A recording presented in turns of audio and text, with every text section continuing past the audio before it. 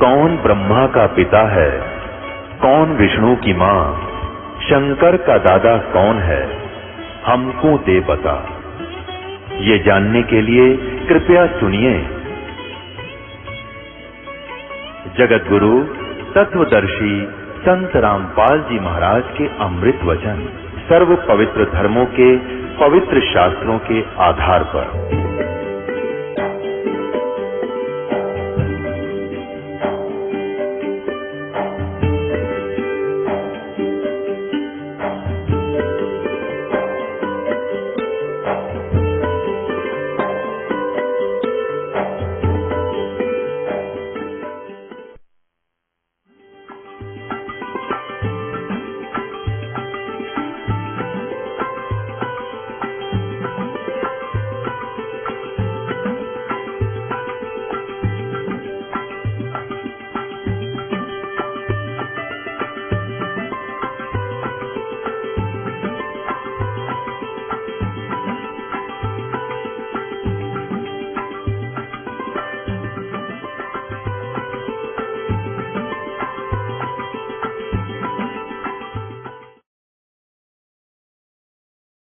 गीता बोलने वाला ब्रह्म कहता है कि दुर्गा तो मेरी प्रकृति तो मेरी पत्नी है, सब्जियों को उत्पन्न करने वाली माता है, मैं इसके गर्भ में बीज स्थापन करने वाला सबका पिता हूं। प्रकृति से उत्पन्न ये तीनों गुण इस जीव को कर्मानुसार यहाँ बांधे रखते हैं, जकड़े रखते हैं। तीनों गुण कौन सी सिद्ध होगी? रजगुण ब्रह्मा सदगुण विष्णु तम गुण शिव जी। ये देखिएगा अध्याय 14 और सुनाता हूं। ताजा ताजा है, ये जल्दी समझ में आ जाएगा।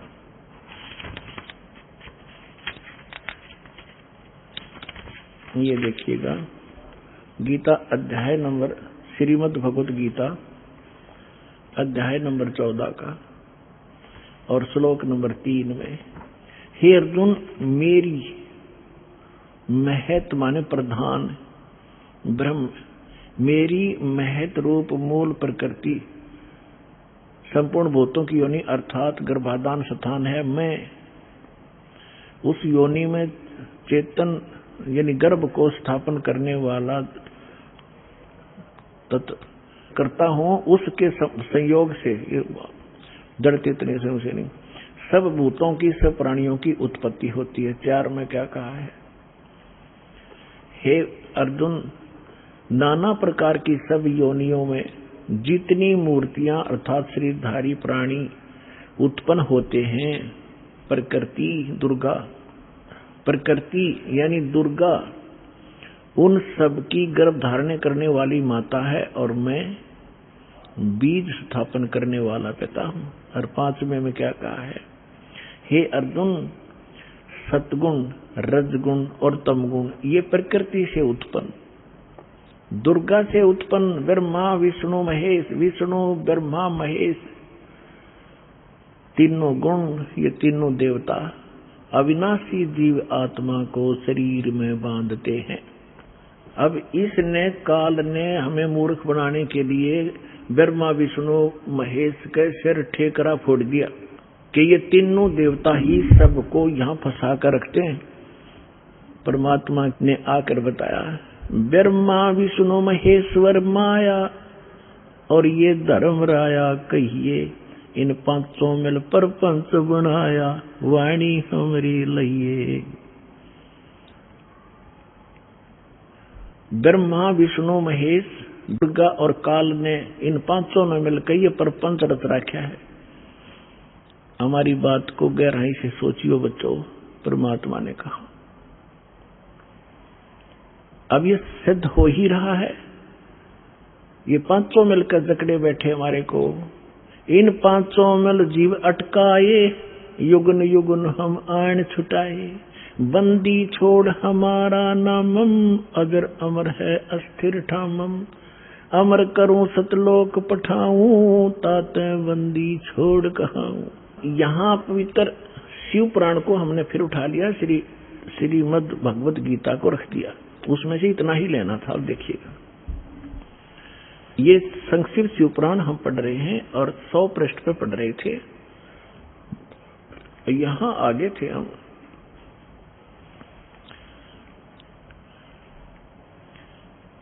कि जो मूर्ति रहित परम ब्रह्म है, उसकी मूर्ति भगवान सदाशिव हैं।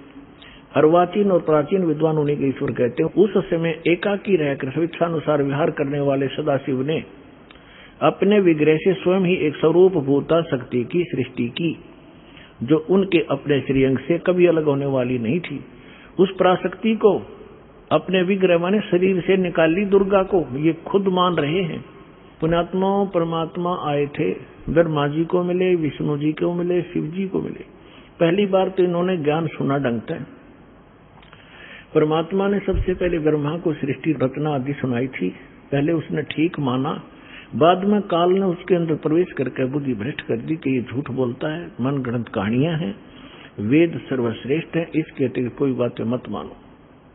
तो इस ब्रह्मा जी ने कुछ तो परमात्मा से प्राप्त ज्ञान और कुछ फिर अपने अज्ञान के आधार से ये ज्ञान सुनाना चाहा, तो फिर भी सच्चाई छुपी नहीं। ये क्या कहना चाहते हैं कि सदाशिव पहले निराकार था, फिर सदाशिव बन गया।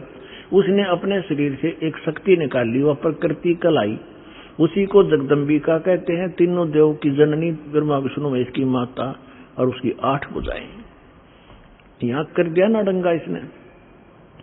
और परमात्मा ने पहले ही बता रखा है कि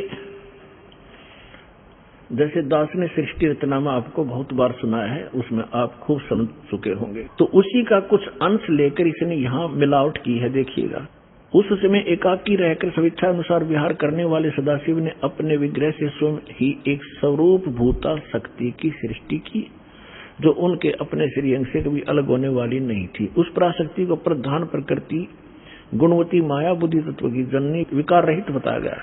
वह शक्ति अंबिका दुर्गा कही गई है। उसी को प्रकृति सर्वेश्वरी त्रिदेव जननी नित्य मूल कारण भी कहते हैं। सदाशिव द्वारा प्रकट की गई उस शक्ति की 8 भुजाएं होगी क्लियर। नाना प्रकार के आभूषण उसके श्री अंग की शोभा बढ़ाते हैं। श्री अंगों की वह देवी नाना प्रकार की गतियों से संपन्न है और अनेक प्रकार के अस्त्र शस्त्र धारण करती है। एकाकिनी होकर भी वह माया संयोग वसात अनेक हो जाती है। वे जो सदाशिव हैं, अब ये डेफिनेशन है उस काल की, ब्रह्मा जी बता रहे हैं और अपने सदग्रंथों में लिखा है। देखिएगा, वे जो सदाशिव हैं उन्हें परम पुरुष ईश्वर शिव शंभु और महेश्वर कहते हैं। यह देखना, वे अपने सारे अंगों में भस्म रमाए रहते हैं। उन काल रूपी ब्रह्म ने एक ही समय में शक्ति के नाथ नहीं, शक्ति के साथ, दुर्गा के साथ शिवलोक नामक अक्षेत्र का निर्माण किया था। उस उत्तम अक्षेत्र को काशी कहते हैं। वह परम निर्वाण या मोक्ष स्थान है जो सबके ऊपर विराजमान है। वह प्रिय और प्रियतम रूप, पति पत्नी रूप में शक्ति और शिव, दुर्गा और ये काल, ये स्पष्ट कह दिया। वो काल रूपी ब्रह्म ने, यो काल कहो, ब्रह्म कहो, काल रूपी ब्रह्म कहो, सदाशिव कहो, ये ब्रह्म है। शक्ति और शिव ने, दुर्गा और काल ने, वे प्रिय और प्रियतम रूप यानी पति पत्नी रूप में शक्ति यानी दुर्गा और शिव जो परमानंद स्वरूप है, उस मनोरम क्षेत्र में नित्य निवास करते हैं। मुने शिव और शिवा ने, काल और दुर्गा ने प्रलय काल में भी कभी उस क्षेत्र को अपने सानिध्य से मुक्त नहीं किया। देवऋषि एक समय आनंद वन में रमण करते हुए शिवा और शिव के मन में यह इच्छा हुई कि किसी दूसरे पुरुष की सृष्टि करनी चाहिए, जिस पर यह सृष्टि संचालन का महान भार रखकर हम दोनों केवल काशी में रहकर इच्छा अनुसार विचरें और निर्वाण धारण करें। अब इन्होंने सोचा कि कोई पुत्र उत्पन्न करते हैं, उसको ये सारा काम संभलवा देंगे, हम निर्वाण धारण करेंगे, एकांत में रहा करेंगे। ये देखिए, ऐसा निश्चय करके शक्ति सहित सर्वव्यापी परमेश्वर शिव ने अपने वाम भाग के 10वें अंग पर अमृत मल दिया। फिर तो वहां से एक पुरुष प्रकट हुआ, यानी पति पत्नी व्यवहार किया, वहां से एक पुत्र उत्पन्न हुआ, उसका नाम के रखा। 102 पृष्ठ पे संक्षिप्त शिव पुराण 102 पृष्ठ पे शिव ने कहा वत्स, उस काल ने कहा बेटा, व्यापक होने के कारण तुम्हारा विष्णु नाम विख्यात हुआ, विष्णु धर गया तेरा नाम। अब फिर हम यहाँ आते हैं, ये हमने 6वां अध्याय पढ़ लिया रुद्र संहिता का 7वां, ये 7वां अध्याय 103 पृष्ठ पे। ब्रह्मा जी कहते हैं देवर से, तत्पश्चात कल्याणकारी परमेश्वर सांब सदाशिव ने, काल ने पूर्ववत प्रयत्न करके जैसे अपनी दुर्गा से विष्णु की उत्पत्ति की, मुझे अपने दाहिने अंग से उत्पन्न किया। बस बात खत्म। अब यहां समस्या आ गई अनुवाद करता ने, क्योंकि इनको ज्ञान तो था नहीं, इनका उद्देश्य फिर इसको सब उलट सुलट करना ही था। अब इसको समस्या पैदा होगी कि शिव से शिव की उत्पत्ति कैसे बताऊं। अनुवादकर्ता ने गोल मोल कर दिया। कहते हैं चोर चुरावे तूंबड़ी और गड्ढे पानी में, वो गड्ढे हुआ ऊपर आवने सच्चाई छानी ना। अब यहाँ आपको हम विद्वेश्वर संहिता, इसी शिव पुराण के अंदर एक अध्याय है, उसमें दिखाते हैं कि एक समय ब्रह्मा और विष्णु का झगड़ा हो गया। ब्रह्मा जी बोला मैं तेरा बाप विष्णु जी को, विष्णु जी बोले मैं तेरा पिता, तो मेरे नाभि कमल से उत्पन्न हुआ। ब्रह्मा जी कहने लगे मैं सारी सृष्टि का पिता, मैं प्रजापिता हूँ। इन सूखी फीत ला रहे थे आप पे, इन दोनों का युद्ध हो गया इससे बात पे। तो इस काल ने सोचा है लड़का मरेंगे, और मैंने इनसे सृष्टि रचवानी अपने खाने के लिए। इनके बीच में एक सतम, एक लिंग खड़ा कर दिया सफेद तेजों में, बहुत ही विस्तार, जिसकी और छोर भी इन दोनों को नहीं पाया। तो लंबा कथा ना बना के, तो आपने खूब पढ़ रखी है, हम अपने मतलब की सुनेंगे। तो उसी समय ये खुद भी वहां अपने पुत्र शिव के रूप में, सदाशिव रूप में आकर खड़ा हो गया। फिर इनको लग गया ज्ञान समझाने। देखिएगा, ये है ब्रह्मा विष्णु लड़े थे, इनके बीच में स्तंभ खड़ा कर दिया। संक्षिप्त शिव पुराण 24 पृष्ठ पे, गीता प्रेस गोरखपुर से प्रकाशित, सचित्र मोटा टाइप के। और ये विद्वेश्वर संहिता 25 पृष्ठ पे। यहां से थोड़ा सा हम लिंक लेंगे इसका। ब्रह्मा और विष्णु ने पूछा प्रभु सृष्टि आदि 5 कृत्यों के लक्षण क्या हैं, यह हम दोनों को बताइए। भगवान शिव बोले, युकाल बोला मेरे कृत्यों को समझना अत्यंत गहन है, तथापि मैं कृपा पूर्वक तुम्हें उनके विषय में बताता हूं। अब हम ज्यादा ना पढ़े, ये देखिएगा।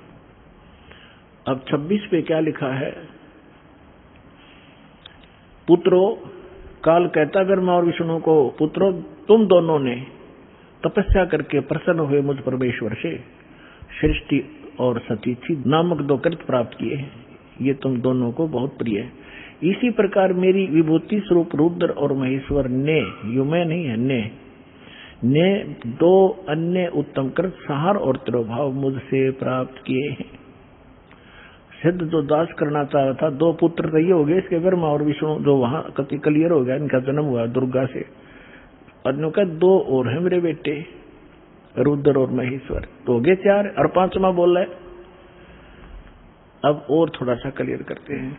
हाँ, यहाँ एक थोड़ा सा और रह गया, इससे और अच्छा क्लियर हो जाएगा। यू कौन, अब यहाँ 26 पर हम पढ़ ही रहे थे, यही देखिएगा। अब 26 पर हम पढ़ रहे थे, यही इसके विद्वेश्वर संहिता का, यहां पर हम पढ़ रहे थे नीचे पुत्रो। और यहां फिर इसका और थोड़ा सा लिंक है। ये क्या कहता है,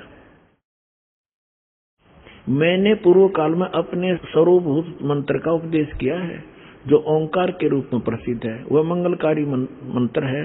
सबसे पहले मेरे मुख से ओंकार ओम प्रकट हुआ, जो मेरे स्वरूप का बोधक करने वाला है। ओंकार वाचक है, मैं वाच्य हूँ, ये मंत्र मेरा स्वरूप ही है। प्रतिदिन ओंकार का निरंतर स्मरण करने से मेरा ही यानी काल का ही स्मरण सदा सिमरण होता है। मेरे उत्तरवर्ती मुख से अकार का, पश्चिम मुख से उकार का, दक्षिण मुख से मकार का, पूर्ववर्ती मुख से बिंदु का और मध्यवर्ती मुख से नाद का प्राकट्य हुआ है। इस प्रकार 5 अवयव से युक्त ओंकार का विस्तार हुआ है। इन सभी अवयवों से एकीभूत होकर यह प्रणव यानी एक ओम अक्षर हो गया। अपने आत्माओं इन सदग्रंथों का दूध सा काट दिया कति दास ने परमात्मा की कृपा से। अब ये सिद्ध हो गया कि ये जो ओम मंत्र है ओम मंत्र है जिसका जो ब्रह्म का है, और ये उनको समझा रहा है, ये इनका पिता है ब्रह्मा विष्णु महेश का, ये सदाशिव है। इसको काल रूपी ब्रह्म भी सदग्रंथों में भी कहा है, परमेश्वर ने भी कहा है।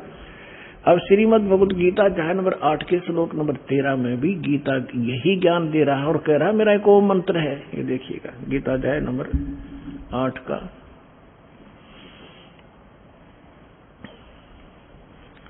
गीता अध्याय नंबर 8 का श्लोक नंबर 13 आपको दिखाते हैं। अध्याय 8 श्रीमद् भगवत गीता अध्याय 8 और मंत्र नंबर 13। ओम इति एकाक्षरम ब्रह्म विहारण माम अनुसमरण ये प्रियाति तदन देहम सयाति परमाम गतिम। माम ब्रह्म मुझ ब्रह्म का ओम यह एक अक्षर मंत्र है, एक अक्षरम, नथिंग एल्स।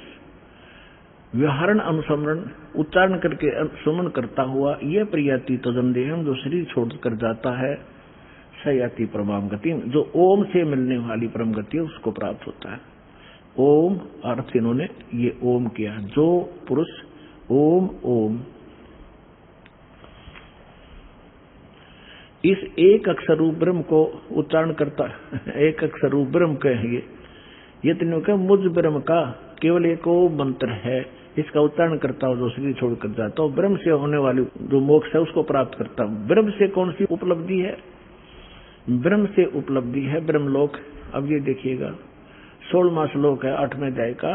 हे अर्जुन, ब्रह्मलोक पर्यंत सब लोग पुनरावृत्ति में है, यानी ब्रह्मलोक में गए हुए प्राणी भी इन दोबारा जन्म मृत्यु में आते हैं। पुनरावृत्ति का इन्होंने विश्लेषण भी किया है, अर्थात जिनको प्राप्त होकर पीछे संसार में आना पड़े, यानी ब्रह्मलोक में गए हुए प्राणी भी पुनर्जन्म आते। यह इन्होंने अनुवाद थोड़ा सा गलत किया है कि हे कुंती पुत्र, मुझको प्राप्त होकर पुनर्जन्म नहीं होता। देखे बिना दिमाग की बात इनकी। विद्यते का अर्थ विद धातु से बना है, विद माने जानना भी है। जो ये नहीं जानते कि मुझे प्राप्त होकर भी ब्रह्मलोक जाकर भी जन्म मृत्यु होते हैं, तो मेरी भक्ति करके भी उनकी पुनर्जन्म होता है। जो ये नहीं जानते उनका पुनर्जन्म होता है अर्जुन। जो ये नहीं जानते कि ब्रह्मलोक में गए हुए प्राणी भी वापस आते हैं, तो उनका वो मुझे प्राप्त होकर भी पुनर्जन्म है अर्जुन, उनका पुनर्जन्म है। इसका ये अर्थ है। यदि हम इनका ये अनुवाद सच्चा माने तो अध्याय नंबर 2 का श्लोक नंबर 12, अध्याय नंबर 2 का श्लोक नंबर 12 और अध्याय नंबर 4 का श्लोक नंबर 5 और 9, अध्याय नंबर 10 के श्लोक नंबर 2 ये कति गलत हो जाते हैं। देखिएगा श्रीमद् भगवद गीता अध्याय नंबर 2 और श्लोक नंबर 12। न तो ऐसा ही है कि मैं किसी काल में नहीं था, गीता ज्ञानदाता कह रहा ये ब्रह्म, अथवा तू नहीं था, अथवा ये राजा लोग नहीं थे, और न ऐसा ही है कि इससे आगे हम सब नहीं रहेंगे। इसके साथ ही देखना है इसी दूसरे अध्याय का 17वें श्लोक में स्पष्ट कर दिया है कि अविनाशी तो उसको जान जिससे, अविनाशी यानी नाश रही कहो, अविनाशी को अविनाशी तो उसको जान जिससे यह संपूर्ण जगत व्याप्त है, और इस अविनाशी का विनाश करने में कोई भी समर्थ नहीं है। यानी गीता ज्ञान दाता से कोई अन्य है जो वास्तव में अविनाशी है, जिसने सारे ब्रह्मांडों की रचना की है और वही रोके हुए। अध्याय नंबर 4 के श्लोक नंबर 5 और 9 में ये देखिएगा, ये है अध्याय नंबर 4 श्रीमद् भगवद गीता। इसका यहाँ 5वां मंत्र यहाँ से स्टार्ट है, लेकिन इसका अनुवाद यहाँ पर है। हे परंतम अर्जुन, मेरे और तेरे बहुत से जन्म हो चुके हैं। इति सिद्धम, गीता ज्ञानदाता भी जन्म मरता है, अविनाशी नहीं है ये। तेरे और मेरे बहुत से जन्म हो चुके हैं, उन सबको तू नहीं जानता, मैं जानता हूं। और 9वें श्लोक में क्या कहा है, अध्याय नंबर 4 के और श्लोक नंबर 9 में, मेरे जन्म और कर्म अलौकिक हैं, दिव्य हैं। अध्याय नंबर 10 के श्लोक नंबर 2 में, अध्याय नंबर 10 और श्लोक नंबर 2 में, मेरी उत्पत्ति को, मेरे जन्म को न देवता लोग जानते हैं न महर्षि जन जानते, क्योंकि मैं सब प्रकार से देवताओं और महर्षियों का आदि कारण यानी इनका जन्मदाता हूं। यदि गीतानुवादकों का 8वें अध्याय के 16वें श्लोक का ये अनुवाद सत्य माने कि ब्रह्मलोक में गए हुए सब प्राणी पुनरावृत्ति में हैं और मुझे प्राप्त होकर फिर जन्म मृत्यु नहीं होती, तो ये तीनों श्लोक गलत हो जाते हैं, तीनों के तीन। इसका अर्थ ये है कि अर्जुन, जो ये नहीं जानते कि ब्रह्मलोक में गए हुए प्राणी भी पुनरावृत्ति में है, उनका पुनर्जन्म, अर्जुन, उनका पुनर्जन्म होता ही होता है। अब प्रसंग चल रहा है कि ओम नाम से कौन सी उपलब्धि होती है, वो ब्रह्मलोक में जाते हैं। देखिए श्रीमद् भगवत गीता, वही गीता प्रेस गुरुपुर से प्रकाशित है। इसमें आपको दिखाते हैं 562 पृष्ठ पे, एक बार हिमालय राजा को देवी जी ज्ञान उपदेश कर रही है और ब्रह्म के बारे में जानकारी दे रही है। देखिएगा 562 पृष्ठ, संक्षिप्त देवी भागवत, और ये 7वां स्कंध। यहां हम आ जाते हैं। देवी के द्वारा हिमालय को ज्ञानोपदेश, देवी के द्वारा हिमालय को ज्ञानोपदेश, ब्रह्म स्वरूप का वर्णन। श्री देवी जी कहने लगी, पर्वतराज,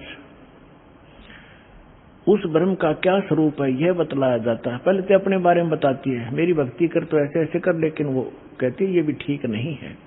उस ब्रह्म का क्या स्वरूप है यह बतलाया जाता है, जो प्रकाश रूप, सबसे के अत्यंत समीप में स्थित, हृदय रूप गुहा में स्थित होने के कारण गुहाचर नाम से प्रसिद्ध है। महान पद अर्थात परम प्राप्य है। वह है परम सत्य, यह काफी लंबा है लेकिन थोड़ा बताएंगे। वह है परम सत्य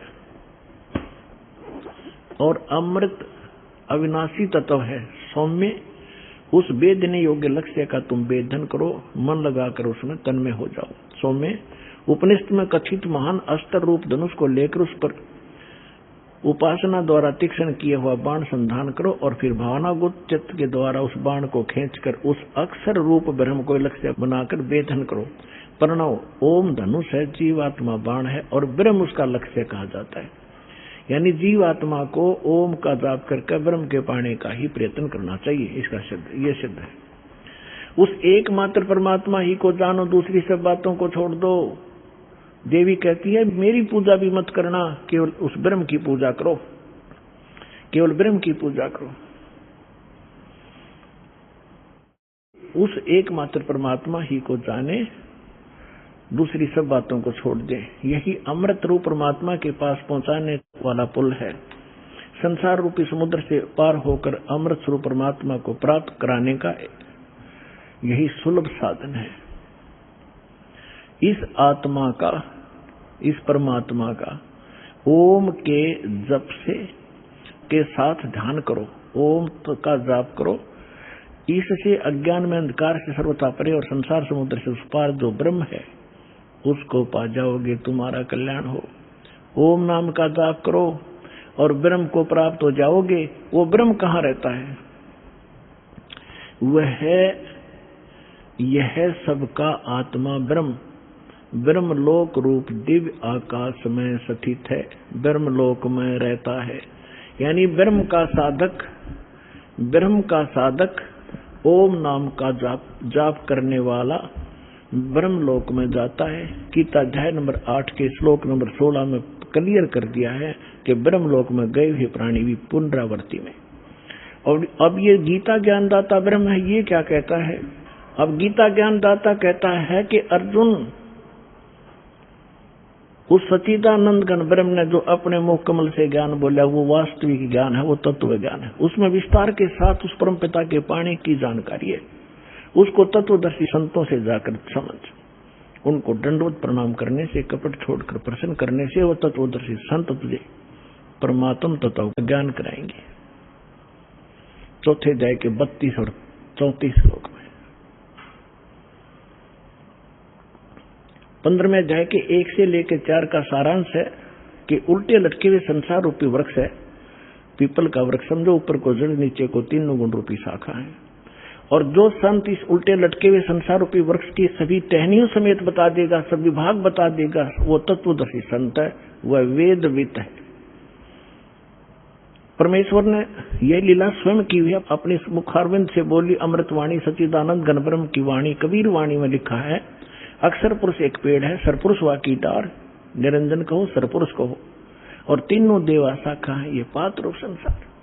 15वें अध्याय के 4थे श्लोक में कहा कि जब तत्वदर्शी संत तुझे मिल जावे, उसके पश्चात परमेश्वर के उस परम पद की खोज करनी चाहिए, जहां जाने के बाद साधक फिर लौटकर कभी संसार में नहीं आते।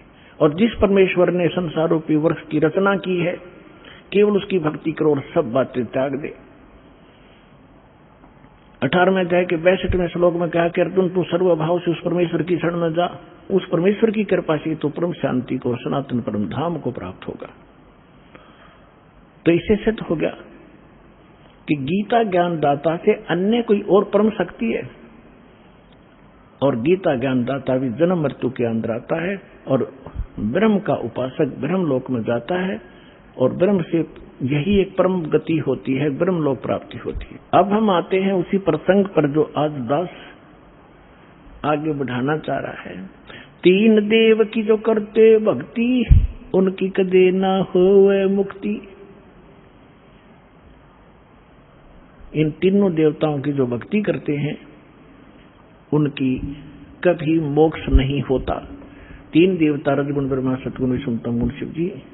स्पष्ट हुआ, अभी प्रमाण दिया था कि रजगुण ब्रह्मा है, सतगुण विष्णु तम गुण शिव जी। मार्कंडेय पुराण प्रश्न नंबर 123 से, और खेमरा श्री कृष्ण दास प्रकाशन के प्रकाशित देवी भागवत के 5वें अध्याय का 8वें श्लोक में वो स्पष्ट कर दिया। शंकर जी कहते हैं, माता आपने हमें क्यों तमोगुण बना दिया, ब्रह्मा जी को रजोगुण और विष्णु जी को सतोगुण क्यों बनाया। इति सिद्धम रजगुण ब्रह्मा सतगुण विष्णु तम गुण शिव जी। अब हम गीता अध्याय नंबर 7 को फिर पढ़ेंगे। देखिए,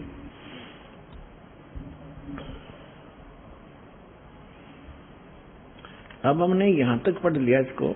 अब ये क्या कह रहे हैं कि देखिएगा, अध्याय नंबर 7 का श्लोक नंबर 2, मैं तेरे लिए इस विज्ञान सहित तत्व ज्ञान को पूर्णतः कहूंगा, जिसको जानकर संसार में फिर कुछ भी जानने योग्य शेष नहीं रह जाता। फिर ये तीसरे में बता दिया है कि हजारों मनुष्यों में कोई एक माने सिद्ध है, माने भगवान प्राप्ति के लिए हजारों को एक आधा कोशिश कर रहा है भगवान पाने की, ना केवल तो फॉर्मेलिटी करते हैं। और यत्न करने वालों में भी कोई एक आधा ही मुझ तक पहुंचता है, इसका ये अर्थ है कहने का। और जो मुझे तत्व से जानता है। अब प्रमाण है, जैसे दास बहुत बार सत्संग में सुनाता है कि ये स्वर्ग का राजा इंद्र एक बार मार्कंडेय ऋषि तपस्या कर रहे थे, उसने अपनी पत्नी भेज दी और फिर भी वो टस से मस नहीं हुए। फिर स्वयं इंद्र पहुंच गया कि ले मार्कंडेय जी, तुम इंद्र का राज ग्रहण करो, हम हार गए तुम जीत गए। लेकिन मार्कंडेय ऋषि ने कहा था कि मुझे तेरे इंद्र की राज की आवश्यकता नहीं, मैं तो ऐसे स्थान पर समाधि लगा रहा हूं ब्रह्मलोक में। और इंद्र को कहने लगा कि आजा, तुझे ब्रह्मलोक का सैल करा दूं, वो ज्ञान बता दूं, त्याग दे इस इंद्र के राज को। वो केवल इसी ब्रह्म को ही तत्व से जानता था, इस ब्रह्म को ही फाइनल मान रहा था कि वो पूर्ण परमात्मा है मार्कंडेय ऋषि। तो उसने वही सेटिंग थी। तो ये कहना चाहता है कि जो मुझे ही फाइनल मान रहा है, तो मेरी भक्ति करता है, वो भी हजारों में कोई एक आधा, नहीं तो नीचे के देवी देवताओं तक सीमित है लोग। ये सारा इस 7वें अध्याय का ये निष्कर्ष समझ लेना। फिर आगे देखिएगा, इसी 7वें अध्याय का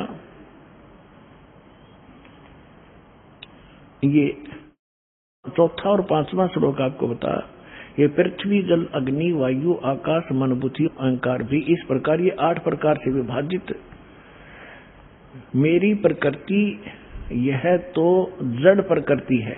अपरा। और हे महाभाव से दूसरी जिसे सारा संपूर्ण जगत धारण किया जाता है, मेरी चेतन प्रकृति, जीव रूपा ये चेतन प्रकृति समझो। अब छठे में कहा है, ऐसा समझकर संपूर्ण भूत सभी प्राणी इन दोनों प्रकृतियों से मैं संपूर्ण जगत का प्रभाव अर्थात प्रलय का कारण हूं, इनका जन्म और इस सब का मैं ही कारण हूं। अब हम यहाँ आ जाते हैं। अब हम ज्यादा ना पढ़े तो देख, सातवें में क्या कहा कि अर्जुन मैं बुद्धिमानों की बुद्धि और बलवानों का बल हूं, संपूर्ण प्राणियों का सनातन बीज मुझको जान, और बुद्धिमानों में बुद्धि, तेजों का तेज मैं ही हूं। और 11वें में क्या कहा है कि हे भरत श्रेष्ठ, मैं बलवानों का आसक्ति और कामनाओं से रहित बल अर्थात सामर्थ्य हूं। कहने का भाव ये है कि मैं बलवानों का बल और बुद्धिमानों की बुद्धि इनकी मेरे हाथ में है। जैसे महाभारत के अंदर अर्जुन को बल दे दिया, ना जाने कितनी हत्या कर डाली, और जब श्री कृष्ण जी का वध कर दिया एक शिकारी ने, और सारे यादव लड़का मर गए कट के जमुना के किनारे पे, तो फिर अर्जुन सभी गोपियों को लेकर आ रहा था द्वारका की सभी स्त्रियों को कृष्ण जी के आदेश अनुसार। उसके पास वही धनुष था जो महाभारत में उसने करोड़ों जीव मार दिए थे, और रास्ते में बिल्लों ने पीटा, सारी कुछ औरतों को भी ले गए घसीट के, उनके गहने तोड़ ले गए, लूट ले गए। अर्जुन खड़ा खड़ा कांपा, उसका हाथ नहीं उठा। तो जब वो जालिए, जब उसकी बुद्धि ने काम किया कि कृष्ण ने हमारे साथ सदा धोखा ही धोखा दिया, जब मुझसे नाश कराना था महाभारत में, जब तो ताकत दे दी, ना जाने कितने जीव मार दिए मैंने कति उछल उछल के, और आज मैं खड़ा खड़ा पिट रहा हूं, मेरे हाथ भी ना उठते। तो यहां परमात्मा कहता है तुमने नंबर गलत मिला रखा है, तुम श्री कृष्ण को दोष दे रहे हो। श्री कृष्ण दोष ये नहीं था, ये काल है सारा जड़, इस बीमारी की जड़ ये काल है, ये करवा रहा है। ये खुद कहता है बुद्धिमानों की बुद्धि और बलवानों का बल मैं हूं। श्री रामचंद्र जी की सीता उठी विष्णु जी की, अब उसने खुद नहीं मालूम सीता ने कौन उठा ले गया, बुद्धि ऑफ कर दी।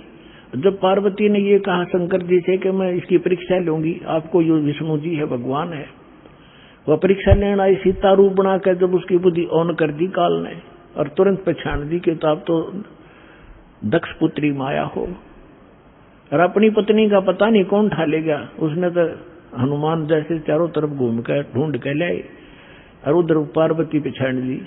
तो कहते बलवानों का बल और बुद्धिमानों की बुद्धि मैं ही हूं। अब ये है निष्कर्ष इस गीता जी के ज्ञान का। ये मारा करते सत्य गीता जी का सार, तू क्या लाया था, तू अजन्मा है, जीव तो मरता ही नहीं, बस ये सार है, खाक सार था ये। अब 7वें अध्याय का हम आपको 12वां श्लोक सुनाते हैं, समझाते हैं। गीता अध्याय नंबर 7 का श्लोक नंबर 12 में कहा कि और भी जो सतोगुण से उत्पन्न होने वाले भाव हैं और जो रजोगुण से तथा तमोगुण से उत्पन्न होने वाले भाव हैं, उन सबको मुझसे होने वाले हैं ऐसा जान, परंतु वास्तव में उनमें मैं और वे मुझ में नहीं हैं। अब ये क्या कहता है कि जो भी हो रहा है रजगुण ब्रह्मा से उत्पत्ति, सब जीव विवश हैं संतानोत्पत्ति करने के, इनके वश की बात नहीं। और दूसरा सतोगुण यानी विष्णु जी के सतोगुण से, विष्णु जी के कारण सब आपस में मोह ममता में जकड़े पड़े हैं, ये जो हो रहा है। और तीसरा संहार तमोगुण से, शंकर जी से, ये कहता है इसका निमित्त मूल कारण मैं ही हूं, पर मैं इनसे बाहर रहता हूं। अब आपको कुछ भक्तों के यहां जो मालिक ने रहम बख्शे हैं वो सुना करो, आपकी आत्मा गदगद होगी, आपको विश्वास होगा। यहाँ कोई किसी को मजबूर नहीं, सब इच्छा से अपना इंटरव्यू देते हैं, और आधी बात तो कहने भी ना मिलते, कैमरे के सामने आके इतने सुख दे रखे उनको। अब सुनिएगा उनके अनुभव। नमस्कार सर। नमस्ते। सत्संग। क्या शुभ नाम है जी आप जी का? रमेश दास जी। सर कहाँ से आए आप? मैं नासिक पीपल गांव से आया हूँ। सर क्या काम करते हैं? मैं केबल ऑपरेटर हूँ। सर परमहंस सतगुरु रामपाल जी महाराज की शरण माने से पहले आप कौन सी भक्ति करते थे? मैं सभी देवताओं की पूजा करता था। जहाँ मंदिर था राम का पूजा करता था, श्री राम की, श्री कृष्ण जी की, गणपति जी की। जहाँ मंदिर था, जहाँ जाता वह भक्ति करता था। मगर मैंने गुरु नहीं बना लिए थे। मैं परेशान था कि मैं जहाँ जाता था वहाँ से परेशान था कि सब लोग जाके देखता था कि वहाँ पे पैसे के भूखे थे और मुझे बहुत कोई लाभ नहीं मिलता था। मैं वहाँ ढूंढता था। मैं हमारे महाराष्ट्र में संत ज्ञानेश्वर, बहुत सारे संत हैं, सभी मैं जाके गया। वहाँ से हमारे नजदीक नासिक में गोदावरी है, यहाँ पे त्र्यंबकेश्वर का जो बड़ा मंदिर है वहाँ पे वे जाके देख लिया। यहाँ से आळंदी में संत ज्ञानेश्वर की समाधि वहाँ पे जाके लिया। वहाँ पे वे हमने संत ज्ञानेश्वरी का पारायण किया। खुद हमने भगवत गीता के भी पारायण किया। कुछ लाभ नहीं मिलता था। बहुत परेशान थे हम कि भगवान कहाँ है, कैसा है, कैसे मिलता है। ऐसे भी हम भटकते रहते थे। ऐसे भी हमारे एक दिन हमारी मुलाकात हमारे जो मित्र थे वो जो अमरीश नेरकर, वहाँ से वो हमारे गुरु बन गए थे। तो गुरु बनने के बाद उसने हमें एक मंत्र दिया था कि ओम नमो भगवते वासुदेवाय। हम उसका जाप करते थे। तो जाप करने से हम ध्यान लगाते थे। ध्यान लगाने के बाद हमें बहुत शांति मिलती थी। बाद में आँख खुलने के बाद हमें कुछ नहीं मिलता था। सर परमहंस सतगुरु रामपाल जी महाराज की शरण में आप कैसे आए? पूर्व संत रामपाल जी महाराज के शरण में आए हम।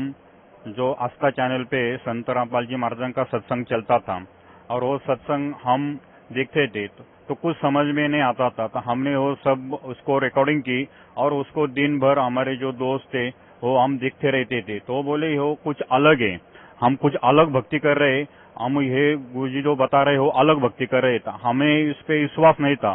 तो गुरुजी जो बताते वेद, जो गीता, जो पुराण, वो हम देखते थे। हम सब वो लेके आए। इसमें जो लिखा था वही हमने देखा था। हमें लगा हम बहुत गलत भक्ति कर रहे हैं और गलत जगह पे गलत राह पर चल रहे। ये तो बहुत कुछ अलग है। जो हमारे जो दोस्त थे अमरीश नेरकर बोले हम एक बार गुरुजी से मिलेंगे, पता चलेंगे। बाद में गुरुजी पुणे में आ गए और हम वहाँ पे वो चले गए। वहाँ से चलने के बाद उसने बोला कि आज से जो भी कुछ हम पूजा कर रहे थे वो सब बंद कर दो और जो गुरुजी ने बताया है वही हम भक्ति करेंगे। तो हमें कुछ समझ में नहीं आ रहा था कि कैसे भक्ति करेंगे, क्या होता है क्या नहीं। तो एक बार नासिक में 2004 में गुरुजी नासिक में आ गए तो हम वहाँ पे चले गए। वहाँ चलने के बाद हमने पूरा 3 दिन का सत्संग सुना और वहाँ से हमने नाम लिया। तो हमारा पूरा परिवार था इसमें जुड़ गया। वहाँ से हम 2004 में पूरा परिवार ने हमने नाम ले लिया। सर परमहंस सतगुरु रामपाल जी महाराज से नाम उपदेश लेने के बाद आपको क्या लाभ मिला? 2004 से हमें इतना लाभ मिला। लाभ तो इतने मिले कि जब से हमने नाम लेने के बाद हमारे घर में इतने सुख हो गए। तो हमें कभी ऐसा महसूस भी नहीं हो रहा है कि हम छोटे से फैमिली से, हमारा खेती है, अंगूर का खेती पिकाते हम। तो खेती भी हमारी बहुत छोटी है मगर छोटे खेती से अंगूर से हम बहुत सारा पैसा कमा लेते। 2-2, 3-3, 4 लाख रुपए हम हर साल कमा लेते। आजू बाजू के लोग बोलते हैं कि आप इतना पैसा कहाँ से आता है, कहाँ से आते? तो सब लोग बोलते, आजू बाजू के लोग हम लोगों को बोलते हैं कि हमने गुरु बना लिए। वो गुरु पूर्ण संत है, वो शास्त्र के वहाँ से नाम देते और पूर्ण संत है। वहाँ से आप अगर नाम लेंगे तो आपकी भी ऐसी प्रगति हो जाएंगी। तो सब बोलते नहीं हे तुम बोलते हो गलत बोलते, सब भगवान को छोड़ना पड़ता है, ये धर्म बदलने का बोलता है। ऐसा हमें बहुत परेशानी हो गई। हम उसमें डटते रहे, नाम गुरुजी का नाम हम जापते रह गए।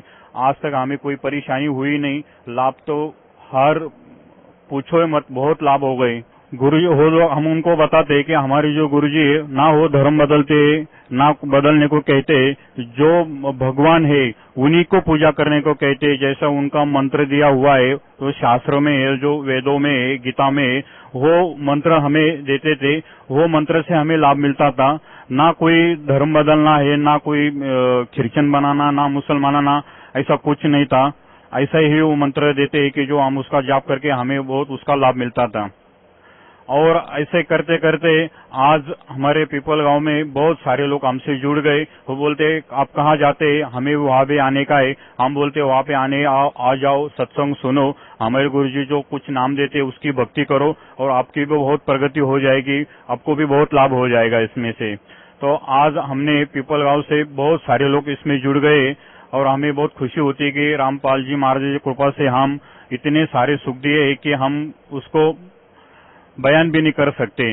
आज हमारे पास 1, 2, 3 गाड़ियां है, हम 2 भाई है, हमारा परिवार छोटा सा है, मगर सब खुश है। आज कोई बीमारी नहीं, कुछ नहीं। हम आजू बाजू के लोग हमें देखते हैं कि ये जाते हैं हरियाणा में और वहाँ पे 8 दिन 3 दिन वहाँ पे रह के सत्संग सुनने के बाद वहाँ पे आते हैं। वो बहुत कूल भी रहते, वो आने के बाद उनकी बहुत और भी प्रगति हो जाती है। तो देख के बोलते हैं अब नेम के वहाँ पे जाके क्या करते थे।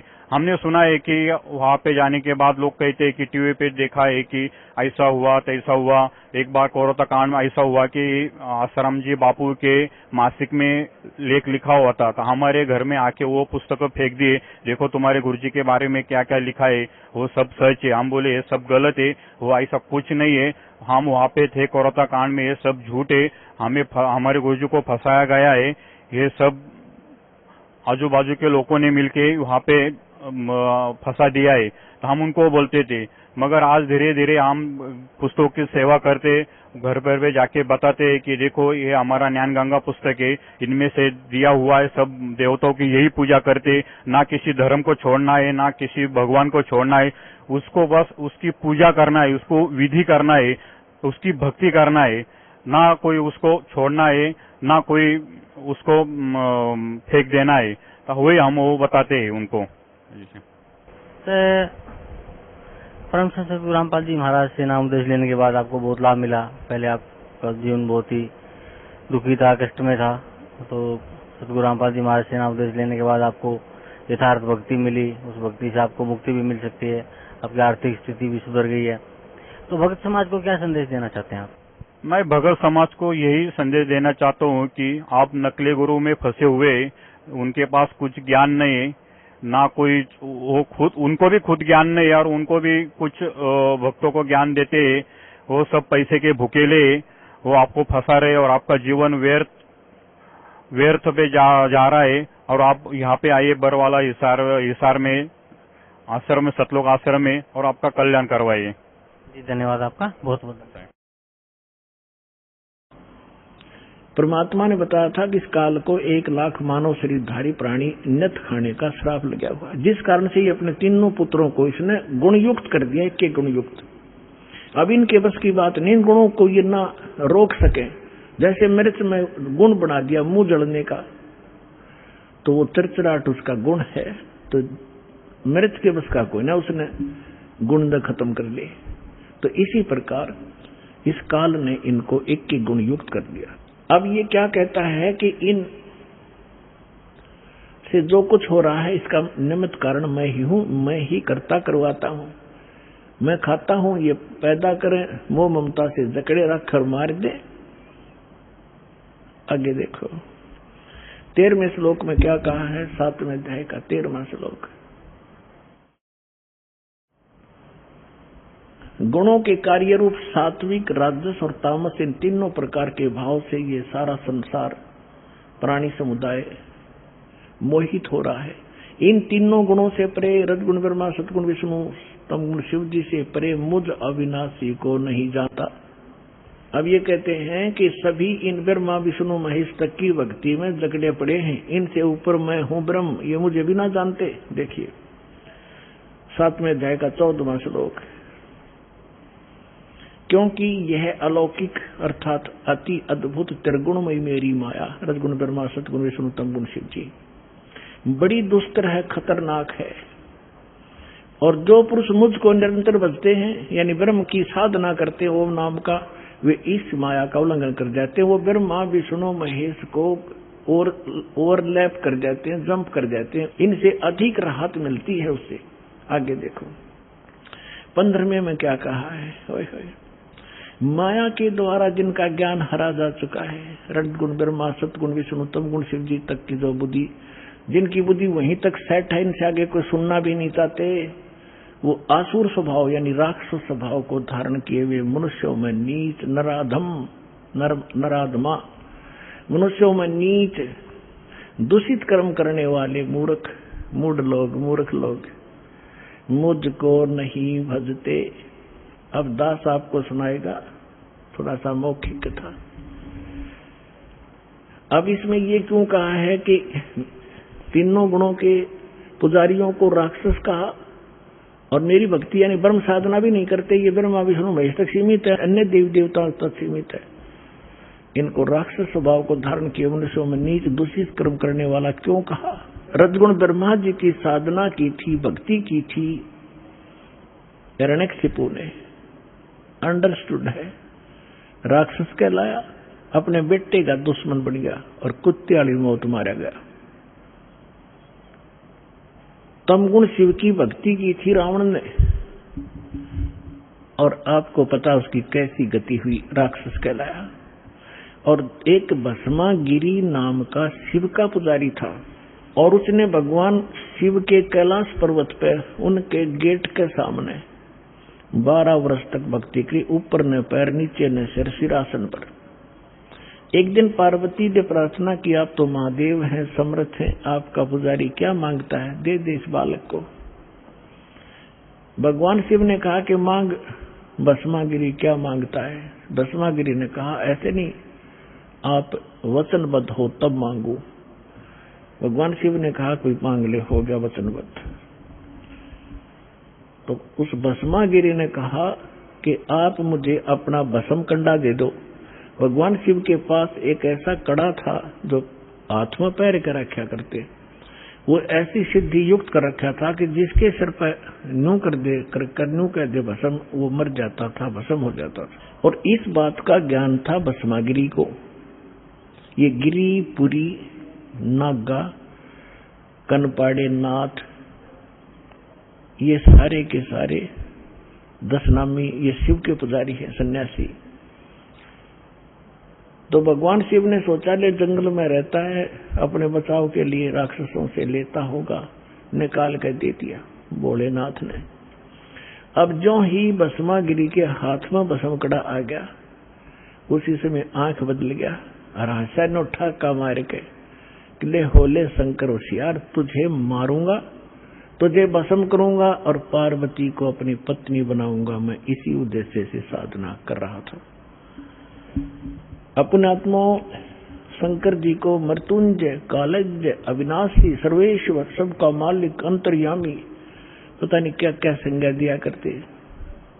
सूक्ष्म वेद में कहा है कि यदि ये अंतर्यामी थे, क्या उस दुष्ट के मन की नहीं जान सकते थे? क्या बकवाद लेकर साधना कर रहा है? अविनाशी होते तो क्यों भाग लिए उसके आगे?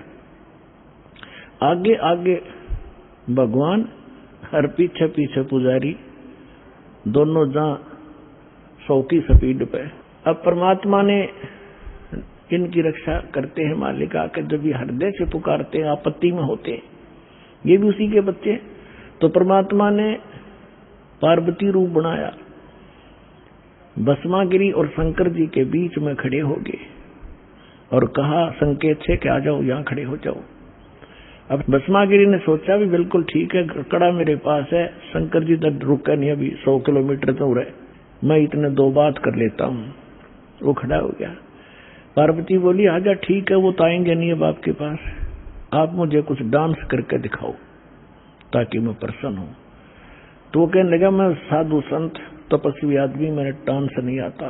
पार्वती बोली मैं सिखाऊंगा।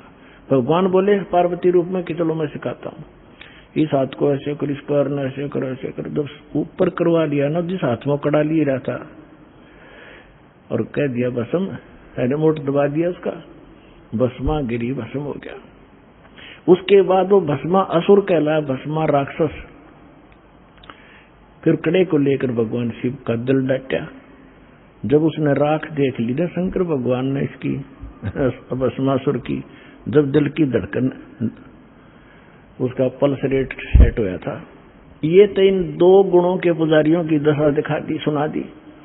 अब वैष्णो जी के पुजारियों की और कथा सुनाते हैं। एक बार कुंभ का मेला भरा था हरिद्वार में।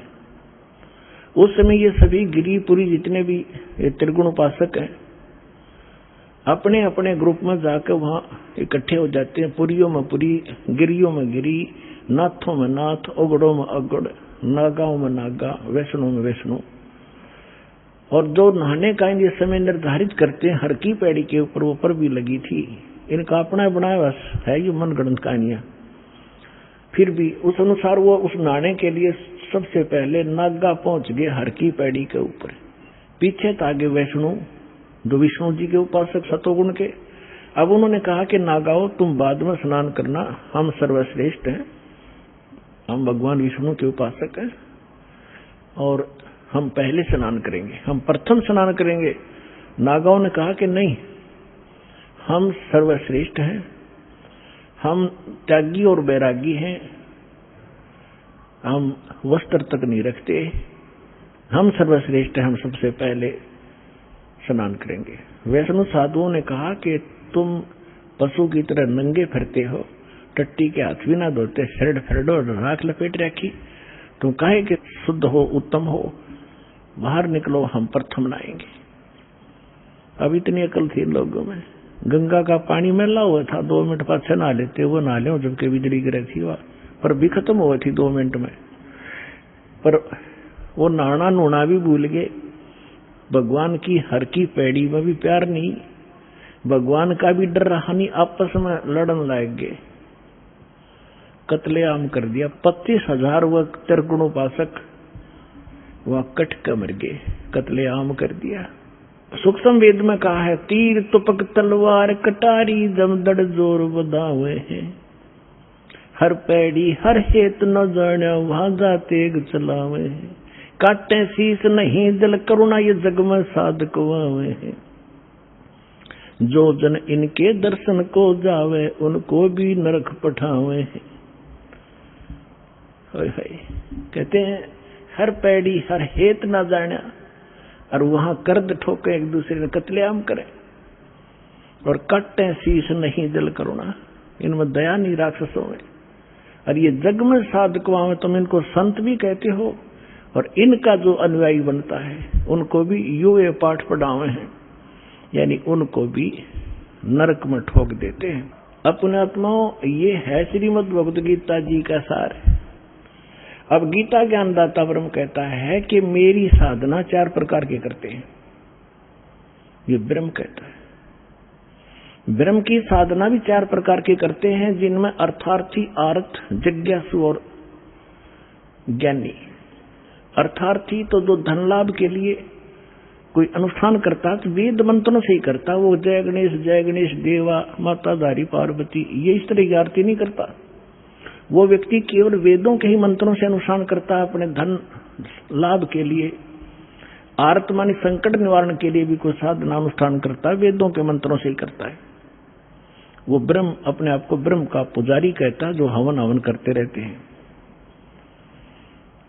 और तीसरा जिज्ञासु। जिज्ञासु वो होता जो भगवान के लिए निकलता है, ज्ञान ग्रहण करता करता स्वयं वक्ता बन जाता है, वो भी अपना जीवन नाश कर लेता है। और चौथा बताया ज्ञानी। ज्ञानी उसको कहते हैं जिसको ये पता हुआ कि मनुष्य जीवन बार बार नहीं मिलेगा, और मनुष्य जीवन का मूल उद्देश्य केवल आत्म कल्याण कराना है, और जन्म मृत्यु जब तक नहीं समाप्त होगी, जरा मरण का रोग नहीं कटेगा, तो कोई फायदा नहीं इस जीवन का। उनको ये भी ज्ञान हो जाता है कि पूर्ण मोक्ष इन देवी देवताओं की पूजा से नहीं होगा, वो ज्ञानी कहलाते हैं। वो परमेश्वर से, परम अक्षर ब्रह्म से, पूर्ण परमात्मा से ही संभव है, इतना उनको ज्ञान हो जाता है। लेकिन ये ज्ञान तो हो गया, लेकिन उस रोग का नाश की दवाई उनके पास थी नहीं। ये तो उनको पता लग गया कि देवताओं से मोक्ष नहीं होगा, लेकिन होगा पूर्ण ब्रह्म से। उन्होंने गलती से आप पर निष्कर्ष करके यजुर्वेद अध्याय नंबर 40 के मंत्र 15 में देख लिया, ओम कर्तु समर कलबे समर कर्तुम समर वायु अनिलम अथिदम भस्मांतम शरीरम। जैसे गीता अध्याय नंबर 8 के श्लोक नंबर 13 में आपको दिखाया था, यही जो का तो वही मंत्र का सारांश है कि अंतिम सांस तक ओम नाम का जाप करते हैं जो शरीर छोड़कर जाता, उसका अमृतम, उस ओम से होने वाली जो परम गति है वो प्राप्त होती है। इसलिए ओम कर्तु समर, ओम नाम का जाप काम करते करते श्रवण करो, विशेष कसक के साथ श्रवण करो, और मनुष्य जीवन का मूल कर्तव्य जानकर ओम का सेवन करो। ये तो है ओम की जानकारी। लेकिन कहते हैं गुरु बिन काहू न पाया ज्ञाना, जो थो था बुझ छड़े मूड किसाना। गुरु बिन वेद पढ़े जो प्राणी, समझो न सौर रहे अज्ञानी। 40वें अध्याय यजुर्वेद के 10वें मंत्र में कहा है कि कोई तो परमात्मा को संभवात कहता है। संभवात माने उत्पन्न होने वाला राम और कृष्ण रूप में, यानी अवतार धारता है। कोई कहता वो असंभवात, वो कभी जन्म नहीं लेता, जन्मा है वो तो निराकार है। वो परमात्मा कैसा है उसकी जानकारी धीराणाम तत्वदर्शी संत बताते हैं, उनसे सुनो। वेद ज्ञान दाता भी वही है, गीता ज्ञान दाता भी वही है। अब 40वें अध्याय के 15वें श्लोक में तो अपनी साधना बता दी, और 40वें अध्याय के 17वां श्लोक अंतिम श्लोक है यजुर्वेद का और 40वें अध्याय का, उसमें कहा है कि वो पूर्ण परमात्मा तो गुप्त है। ये देखिएगा, यजुर्वेद देखिएगा, और ये अनुवाद भी देखो कमाल की बात इस महर्षि दयानंद जी के द्वारा किया गया है। प्रकाशक है सर्वदेशी कार्य प्रतिनिधि सभा 2/5 महर्षि दयानंद भवन रामलीला मैदान नई दिल्ली से। यजुर्वेद महर्षि दयानंद ने इसका अनुवाद किया, और ये कहां से छपा यहां से देखिएगा। अब इसका हम अंतिम 40वां अध्याय है, इसका थोड़ा सा हिंट देंगे 10वें श्लोक का। ये 44वां अध्याय माने 40वां अध्याय यजुर्वेद का, और यहां देखिएगा 10वां मंत्र है इसका। इसमें लिखा है, हे मनुष्यों, जैसे हम लोग धीराणाम माने मेधावी योगी विद्वान यानी तत्वदर्शी संतों से जो वचन सुनते हैं, जो वे लोग हमारे प्रति विचक्षण माने विस्तार पूर्वक कहते हैं, वे लोग संभवात संयोग जन्य असंभवात उत्पन्न नहीं होने। इसका अर्थ यह है, यात एवं कार्य का फल आहु माने कहते हैं उत्पन्न होने वाला, अन्यत यानी अन्य कुछ आहु माने कहते हैं। इस बात को तुम भी सुनो। अब ये क्या बताना चाह रहा है, ये अनुवाद से न करना नहीं आया, क्योंकि तो अज्ञानी था कति 1 नंबर का, मैं ऋषि दान को आया। इसका अर्थ है, वेद ज्ञानदाता कहता है कि कोई तो परमात्मा को संभवात कहता है, जन्म लेने वाला, और को असंभवात। देखो, असंभवात माने उत्पन्न नहीं होता, असंभवात जन्म लेने वाला, इसका अर्थ यह है। तो जो धीराणाम तत्वदर्शी संत जो बताते उनसे सुनो, इनसे नहीं, इनकी बात मत मानो। वो तत्वदर्शी संत बताएंगे परमात्मा कैसा है, वो जन्म लेता है या नहीं लेता है। आगे वेद ज्ञान दाता अपनी बताता है कि मेरा ओम नाम है। 15वां अध्याय, इसमें वायु अनिलम अमृतम अथिदम भस्मांतम शरीरम, भस्मांतम शरीरम, ओम करतो समर किलबे समर और करतुम समर। इसने तक ज्ञान इनके में करना आया था ही नहीं। देखिएगा, करतो माने काम करने वाले जीव, तू शरीर छूटते समय ओम इस नाम वाच्य ईश्वर को स्मरण करे। इन्होंने लिखा ओम का स्मरण करे, इस जिसका ओम नाम है ना उसका स्मरण कर, जबकि इसका सीधा अर्थ बनता है ओम करतो समर, ओम नाम का जाप काम करते करते स्मरण कर, विशेष कसक यानी श्रद्धा के साथ स्मरण कर, और मनुष्य का मूल कर्तव्य जान कर इसका स्मरण कर। जब वायु अनिलम भस्मांतम शरीरम, ये आपका जीव आपका प्राण इससे अमृतो प्राप्त करेगा। अमृतम, अमृतम अविनाशी, शरीर के नष्ट होने पर भस्मांतम शरीरम, जब शरीर तेरा भस्म होगा, भस्मांतम अंत में भस्म होने वाला होता है। बस इसका अर्थ नहीं करना है इसने। इसका अर्थ है कि जब ये शरीर तेरा नष्ट होगा, शरीर छोड़ कर जाएगा, उस समय इतना अमृतो प्राप्त हो जाएगा जो ओम नाम से मिलता है।